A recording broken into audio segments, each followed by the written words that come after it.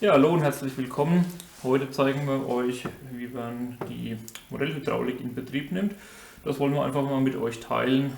Da hatten wir auch schon die ein oder anderen Fragen dazu. Ich denke, das ist interessant für euch. Wir haben das hier soweit aufgebaut. Das Modell, wie man auch sieht, im Rohbau. Das ist auch eine Sache, die wir eigentlich gerne machen.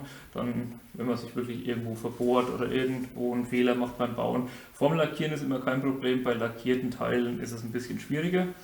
Und ja, so haben wir es entsprechend vorbereitet. Und als erstes muss natürlich Öl im Tank. Dann nehmen wir hier von uns die Spritze, haben wir jetzt mal 120 Milliliter Öl drin und dann füllen wir das ein. Ich möchte das Ganze aber auch für unsere englischsprachigen Kunden machen. So, welcome for our international customers. We'll just show you how to first run your hydraulics, how to get it set up, basically get it started. And that's what we want to share with you here. And we prepared that model without paint. So that's what we normally prefer, and because if there's any mistake during building, if the part is not painted, that's not a problem, and that's why we normally do it unpainted, and so first thing we do is, of course, put the oil in the tank. We take our syringe here with 120 Milliliter of oil, and that's how we start. Okay, also, wir haben hier den Entlüftungsfilter, den nehmen wir raus. That's our ventilation filter here. That's we take that out, and then put the syringe in and start with some, let's say half of the syringe. Put that slowly in the tank.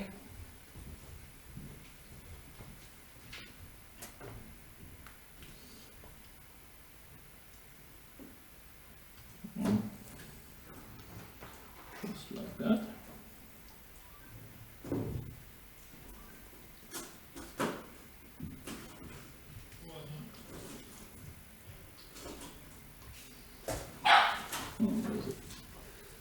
Bit too fast, but no problem. Ja. Mal ein bisschen schnell hier. So. Ja, nächstes, was wir machen, wir drehen die Pumpe von Hand. Ich habe hier, ich weiß nicht, ob man es sieht, die Drehrichtung einmal markiert. Wo ist es? Ja. Ich habe hier ein kleines Pfeilchen mit drauf gemacht. Das ist generell die Drehrichtung von hinten geschaut im Uhrzeigersinn. So next thing we do is to start turning the pump. I get a little arrow here to be sure. The pump, if you look from the back, it's always turning clockwise. So just have a look here on that line where the oil is coming, and if we start to turn the pump here, we should see, hope you can see it there.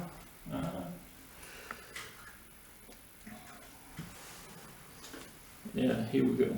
You can see it right there that the oil is coming here. So we turn the pump to get some oil in the pump. And that's the first step. Just do some turns. Also wir drehen einfach hier die Pumpe von Hand ein bisschen, dass das Öl angesaugt wird. So, das soll genug sein. Und dann kommen wir zum nächsten Schritt. Bis gleich.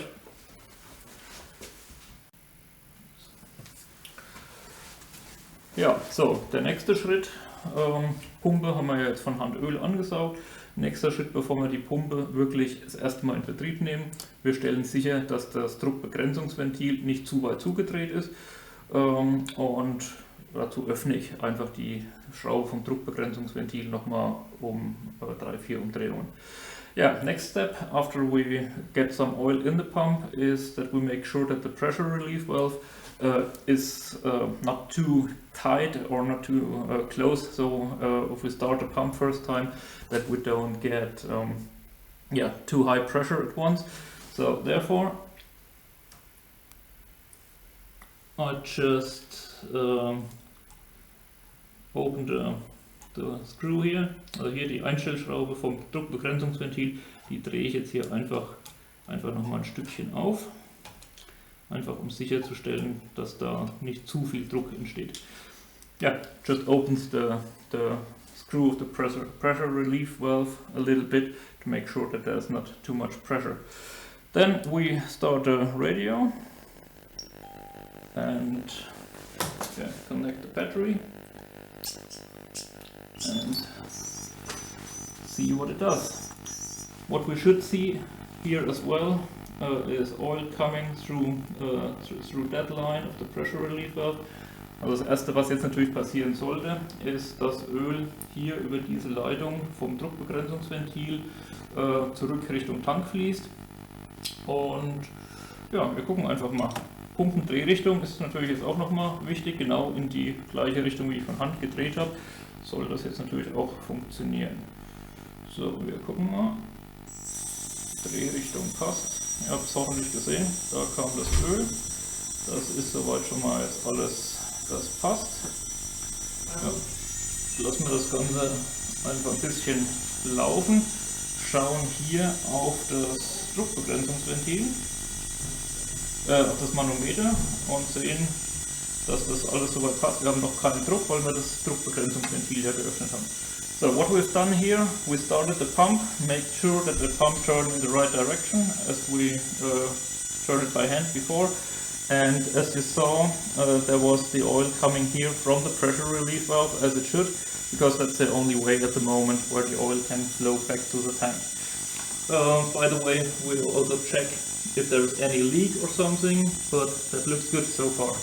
And of course, because we opened the screw here of the pressure relief valve, at the moment we don't have any pressure.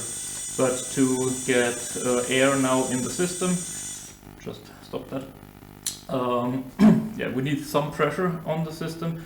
So next step is that we slowly close the screw here of the pressure relief valve to get some pressure in the system. Also, wie gesagt, wir haben ja jetzt Öl soweit bis zum Druckbegrenzungsventil im System. Ihr habt es ja gerade gesehen, im Moment, solange die Pumpe dreht, haben wir noch keinen Druck am System. Um das System jetzt zu befüllen, brauchen wir natürlich ein bisschen Druck. Ich nehme dafür normalerweise so 10 Bar. Und dazu muss ich jetzt eben langsam die Schraube, die Einstellschraube hier am Druckbegrenzungsventil zudrehen, bis sich Druck aufbaut. Und das machen wir jetzt zusammen. So, also wir lassen die Pumpe, reicht voll und ganz, wenn das so, keine Ahnung, 20% Drehzahl für den Moment hat.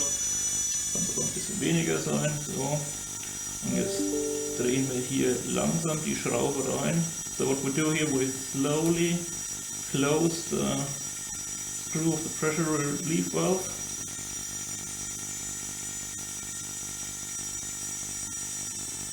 Then there should be, as you can see now, need a bit more RPM. So now we get some pressure on the system. That's enough, just 5 to 10 bar, more than enough. So 5 bis 10 Bar ist für die Inbetriebnahme vollkommen ausreichend, einfach um das System zu entlüften. Ich mache hier gerade nochmal aus. Zum Befüllen der Zylinder. Es ist nicht unbedingt notwendig, aber es hat sich bewährt. Wir haben, ihr seht es hier, das hier die eine Kamera mal auf dem Manometer, damit man das auch jetzt beim Befüllen sieht, was da passiert. Und stelle aber hier mal die Ansicht für euch um. So, ich denke, wir gehen hier nochmal ein bisschen mehr aufs Manometer. Ich denke, man erkennt das jetzt noch gut. So. Jawohl, perfekt. Und dann habt ihr das hier so ein bisschen in der Großansicht. Und man sieht ja hier, wir haben die Stiftepfanne von den Zylindern rausgenommen, um die zu entlüften. Ist nicht unbedingt notwendig. Ich habe aber die Erfahrung gemacht, dass es eigentlich ein bisschen vom Entlüften ein bisschen angenehmer, ein bisschen schöner funktioniert. Und ja, habe mir das einfach mal so angewöhnt. Yeah, what you see here, we release the front bowls of the cylinders to fill the oil or to bleed the system. That's not 100% necessary, but from my experience, yeah, I think it's working a bit better, a bit easier if you don't have the whole load of the arm on the cylinders. So that's why I do it like that. And yeah, what we do now is turn the pump on and get the valves moved and to get some air in the first cylinder. Some oil. Ja, wir fangen an. Wir machen die Pumpe wieder an. Ein bisschen Druck reicht zum Entlüften. Ich hebe den Zylinder ein klein bisschen an und betätige jetzt hier einfach die Fernsteuerung. Und man sieht, Zylinder bewegt sich. Nicht wundern, dass der Druck an der Stelle runtergeht. Völlig normal. Habe ich in meinen Hydraulik-Videos erklärt. In dem Moment, in dem die... Müssen wir gucken, dass wir genug Öl haben. Ja, da auch noch ein bisschen Öl im Tank. Das ist natürlich auch, ich hatte jetzt noch ein bisschen wenig Öl im Tank drin. Wir befüllen jetzt die ganzen Leitungen, die Zylinder, das Öl natürlich im ersten Moment noch mal weniger. Das heißt, jetzt kommt erstmal Öl rein. Yeah, as you saw, quickly in English, as you saw here, yeah. As soon as we open a valve, the pressure drops, which is absolutely normal because the oil don't need to go through the pressure relief valve. It can go with almost no pressure in the cylinder. That's why the pressure is dropping as soon as I open the valve. That's absolutely normal. And yeah, now we run out of oil. I just put a little bit less in the tank. So. We just put some more oil in the tank. Okay, wir haben jetzt Öl nachgefüllt, dann können wir weitermachen. Der Zylinder war ja noch nicht komplett entlüftet. Das mit dem Manometer hat man jetzt gesehen. Ich gehe hier mal so ein bisschen an der Einstellung her so, dass man auch in den Leitungen, könnt ihr hier mal schauen, wird man sehen, dass dann beim Befüllen Luftblasen kommen, weil ist klar, dass die Luft, die im Zylinder ist, die muss ja irgendwo hin. Die wird quasi beim Befüllen von der einen Seite mit Öl, wird auf der anderen Seite die Luft rausgedrückt. Und Ziel ist jetzt, dass wir den Zylinder so lange hin und her bewegen, bis keine Luft mehr im Zylinder ist, sprich wir keine Luft hier mehr in den Rücklaufleitungen sehen. Das ist auch genau der Grund, warum wir bei unseren Modellen, wo es geht, diese gelben, transparenten Rücklaufleitungen verwenden, damit man einfach sieht, was im Moment, ich sag mal, im System los ist. Yeah, so what we've done, we just refilled some oil, and but that cylinder is not fully bleeded so far.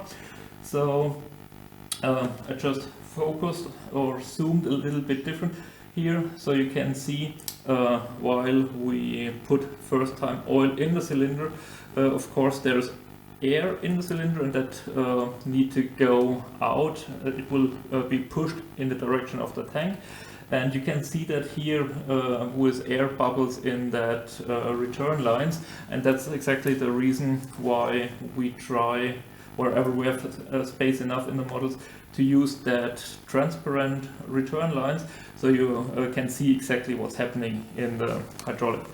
So, okay. Schalten die Pumpe wieder an, turn on the pump again, and continue here. Man hört es auch, dass hier dann die Luft aus dem System geht. Und nachdem wir jetzt den Zylinder ein paar Mal hin und her gefahren haben, sieht man zum einen, es kommt kein Öl mehr und man hört auch die Lubbergeräusche nicht mehr. So you saw it, and I guess you hear it as well. There was some air bubbles and so on, and yeah, we just move the cylinder sometime forward and backward until we can't see any air bubbles, and you hear it as well when there's no air anymore in the system. So that would be done. We can adjust it here and later put the pin back in. And now we come to that 2 cylinders. And what we will see here, if we put oil here or bleed that 2 cylinders, we will see they will not 100% move in the same time. One cylinder always will move a little bit further, faster than the other, and that's also absolutely normal.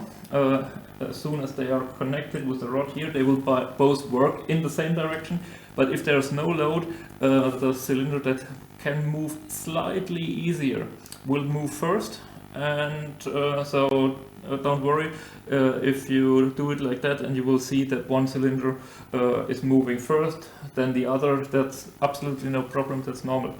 Ja, wir machen weiter mit den Armzylindern, und was wir jetzt hier sehen werden, sind wir auch schon ein oder andere Mal darauf angesprochen worden. Die Zylinder werden sich nicht hundertprozentig gleich bewegen, weil der Zylinder, der minimalst leichtgängiger ist, der wird sich einfach als erstes bewegen. Wir haben auf beiden Zylindern den gleichen Druck, das heißt, der Zylinder, der sich minimal leichter bewegen lässt, wird sich auch als erstes bewegen, und dann wird der zweite folgen, ist aber absolut normal und absolut kein Problem. In dem Moment, wo hier oben der Pin drin ist und das mit dem Arm verbunden ist, arbeiten natürlich beide Zylinder in die gleiche Richtung. Und ja, wie gesagt, das werden wir an der Stelle jetzt vermutlich sehen. Es ist absolut ein Einzelfall, dass die sich wirklich fast gleich bewegen. Gut, auch hier könnt ihr gerne nochmal schauen. Hier wird man auch wieder die Luftblasen sehen, weil im Moment sind ja noch ist ja noch komplett Luft in den Zylindern. And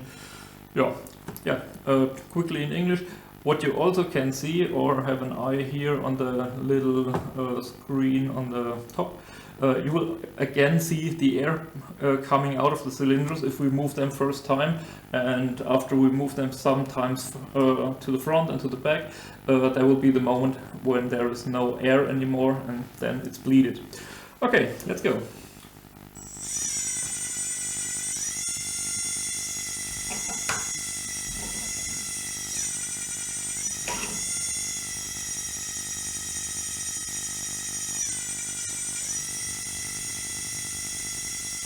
So, ich hoffe, man sieht das hier. Also die Zylinder bewegen sich fast, in dem Fall wirklich fast gleich, was in der Tat eigentlich die Ausnahme ist. Normalerweise bewegt sich einer minimal schneller als der andere, ist jetzt hier Vorführeffekt.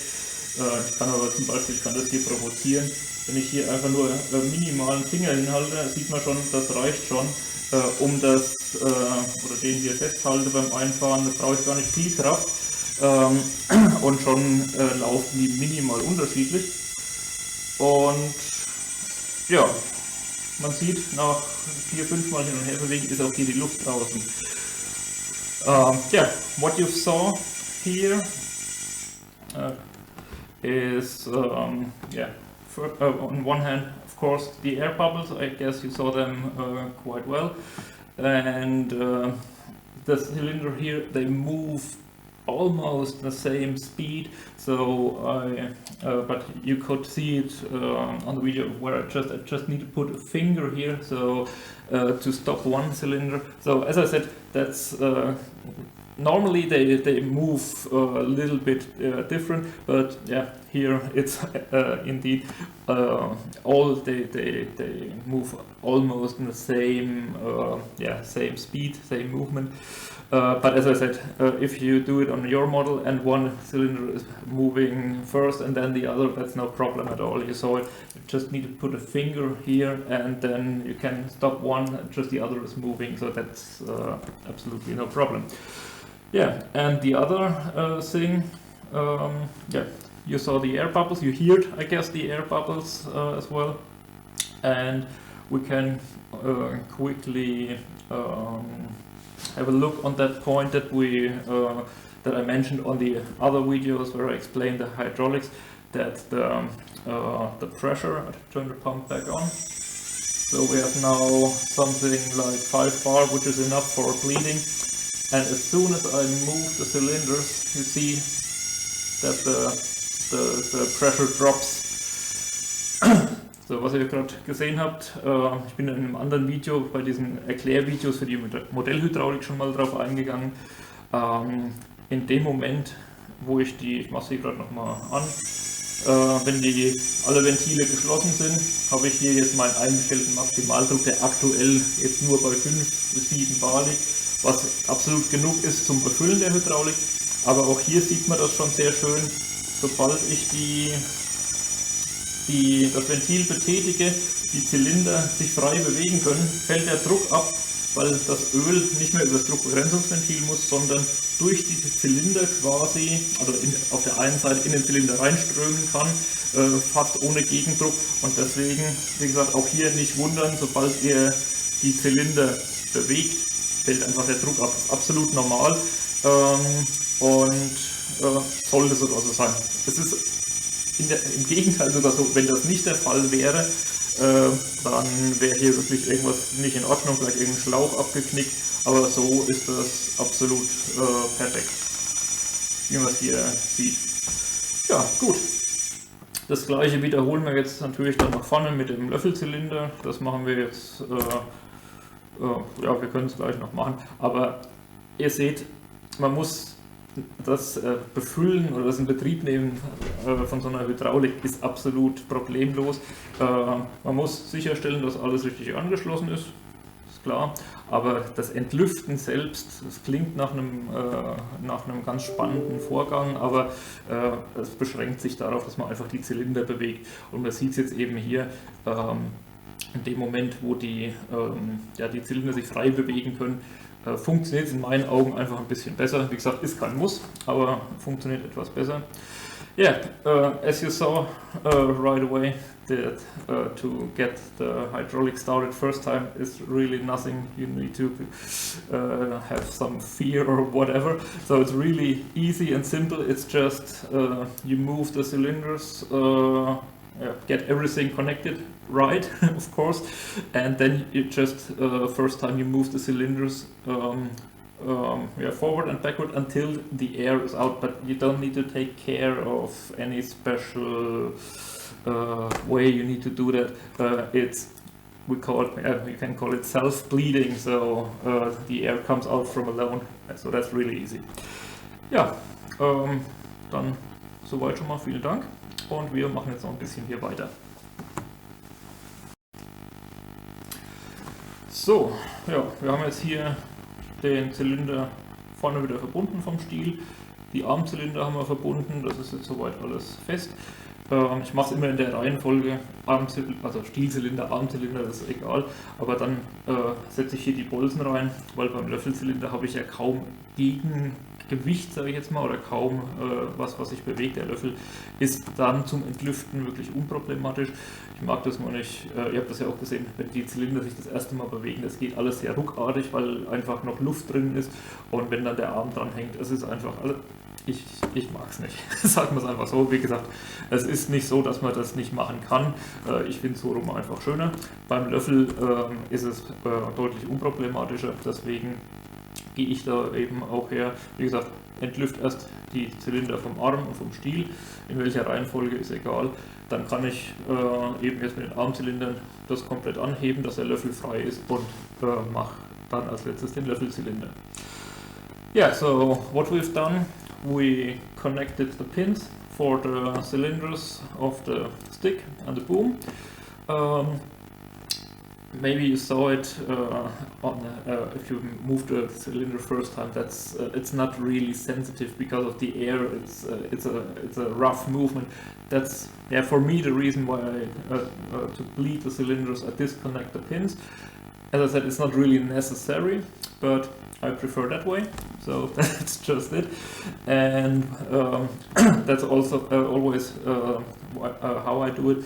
First the cylinder of the stick, then of the arms, or the other way around, but first that 2 cylinders here, because now I can lift the whole arm with the cylinders, with the arm cylinders, and have the bucket free. And the bucket cylinder I bleeded with everything mounted, because there is not too much thing that that can move. You will see it now that with the bucket on, even better that when there's oil or no oil in, the cylinder is not running smooth, so you will have a quite hard movement first. And with the bucket that's not a problem. If you do it with the stick or the arm, as I said, I just don't like it. That's why I prefer to remove the pins here and on the arm cylinder for bleeding.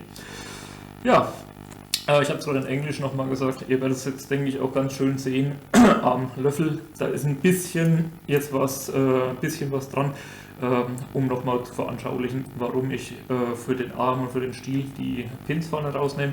Man wird hier sehen, beim Entlüften, das Ganze, ja, der Zylinder läuft einfach, solange Luft drin ist, noch nicht schön und noch nicht sauber, und das wird man auch am Löffel sehen. Aber fangen wir an. Mal die Pumpe wieder an. Ich hebe den Arm hoch, kann ich ja jetzt, ist ja alles gefüllt. Schwenk mal ein kleines bisschen nach drüben. Und ja, so here we go. Now with the you saw that it's just some hard movement. Ihr habt es gesehen, das ist, es macht halt einmal so einen relativ großen, relativ viel Weg, und da kann man sich jetzt dann ganz gut vorstellen, ja, warum ich das hier bei Arm und Stiel bevorzuge, dass einfach kein ja, Stahlbolzen vorne drin ist. Und auch hier seht ihr, einfach ein paar Mal hin und her bewegen, bis die Luft draußen ist. Das gleiche hier am Manometer, dem Moment, wo ich das Ventil aufmacht, geht der Druck ein bisschen runter. Da hier natürlich ein bisschen mehr Masse dran ist, ist der Effekt nicht ganz so deutlich, vor allem weil der Maximaldruck ja sehr gering ist. Wenn ich jetzt hier insgesamt vom Druck hochgehe, wird der Effekt auch hier wieder deutlicher sichtbar. So what you saw here, also the pressure drop as soon as I moved the cylinder. I just raised the pressure a little bit more to have more pressure distance, because you have some weight here already that the cylinder needs to move. That's why that pressure drop is not so obvious than with the other cylinders that could move absolutely free. Yeah, but now you can see it here as well. I just raised the pressure some bars, and you have that as well. That the pressure drops as soon as I open the arm. That's one last thing I want to show you. Eine letzte Sache, die ich euch zeigen will. Wenn man jetzt, ich habe die Wege alle einfach auf, ich habe sie auf 80% begrenzt. Und wenn ich jetzt den Arm absenke, ein bisschen schwungvoll, dann ist das halt sehr, sehr flott. Und wenn ich das gleiche in die andere Richtung bewege, geht es etwas langsamer. Liegt natürlich am Gewicht des Arms, das heißt, das ist dann eigentlich mit die nächste Geschichte, dass ich den Weg des Ventils, für die Armzylinder, um den Arm zu senken, deutlich begrenze, um das einfach hier auch nicht, ja, möchte hier keinen mit erschlagen. So, what you saw here with the same stick movement on the arm. To lift the arm, that's a lot smoother and slower. If you drop the arm or if you lower it, it's indeed with the servo adjustment I had so far, it's a kind of drop the arm, so it almost falls down, and that's because of the whole weight of the arm. So if you move up, the cylinders need to lift the whole weight, which needs some power. If you drop it, then the whole weight is already pushing on the cylinder, so that's a lot faster movement That's why that would be the next thing now, to adjust the servo movement of the hydraulic valve for the arms. If you drop the arm, you need a lot less servo movement. I can quickly do that here. I enter in. Ich mache das hier gerade mal für euch. Ich gehe jetzt erst schon mal rein, begrenze den Weg für das Steuern nach unten. So first I just limited I see at once which side of the servo movement it is, and I limit it now to 50%, and we'll see what it does now. So we'll lift it up, full movement. Just switch the camera a little bit so you can see the stick a bit better. And also what I do here. So still really fast. So I just go to, let's say, 40 or 35%, fully forward. Now you see it's getting a lot better. Now it's 2 less movement. So we raise the value to 40, go up, same speed, fully forward, same speed, just perfect. But you can see you have different movements here, different servo movements, and that's because of the weight of the arm. Ja, ihr habt ja hier gesehen, ich habe die Kamera noch ein bisschen gedreht. Wir hatten erst den Fall, dass der Arm viel zu schnell nach unten ging. Den Weg muss man natürlich begrenzen. Sieht man jetzt hier wirklich schön. Ich habe auf der einen Seite einen Servoweg von 85%. Spiegelt ein bisschen. So, jetzt glaube ich, sieht man es sehr gut.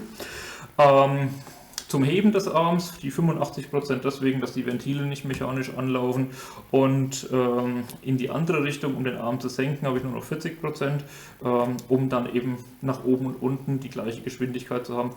Aber auch das, wie gesagt, ist vollkommen normal, weil eben hier auf den Zylinder das komplette Gewicht vom Arm lastet.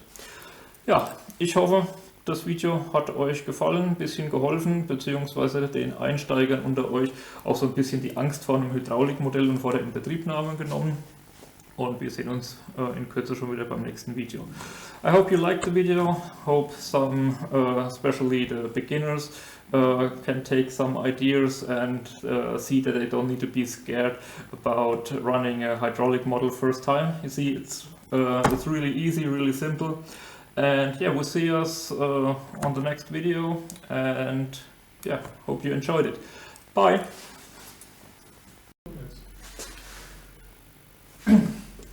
Ja, man hat es auf dem Sender nicht so wirklich gut gesehen, gerade festgestellt. Ich habe jetzt den Sender noch mal ein bisschen weiter auf die Seite, dass nicht so viel Licht reinfällt.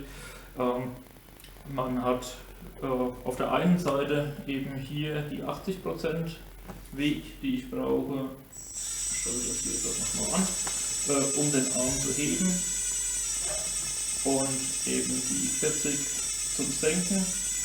So sieht man das, denke ich, nochmal sehr schön. Ganz hinten, ganz vorne. Yeah, we just position the radio a little bit different, so you can see the different adjustments here for the arm valve, and yeah, to lift the arm, you see we have 85%, and to drop the arm 40%, and also even with full stick, what we have here, so fully back, full stick forward. We have almost same speed here. So yeah, also that is normal.